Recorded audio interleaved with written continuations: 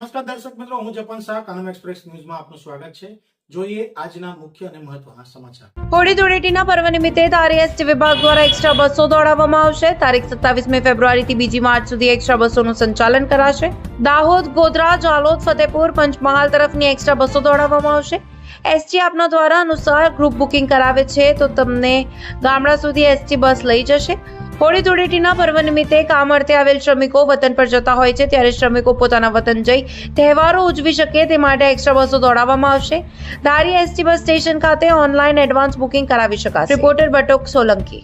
આગામી હોળી ધૂળેટીના તહેવારો નિમિત્તે રાજ્ય સરકારના વાહન વ્યવહાર મંત્રી શ્રી હર્ષભાઈ સંઘવી સાહેબની સૂચના મુજબ અમરેલી વિભાગીય નિયામક શ્રી સાહેબની સૂચના અને માર્ગદર્શન હેઠળ ધારી ડેપો મેનેજર સાહેબના માર્ગદર્શન હેઠળ 27/2/2026 થી 2/3/2026 સુધી પંચમહાલના શ્રમિકોને એમના વતનમાં હોળી ધૂળેટીનો પર્વ આનંદથી ઉજવી શકે એ માટે ધારી ડેપો તરફથી એક્સ્ટ્રા બસોનું આયોજન કરવામાં આવ્યું છે.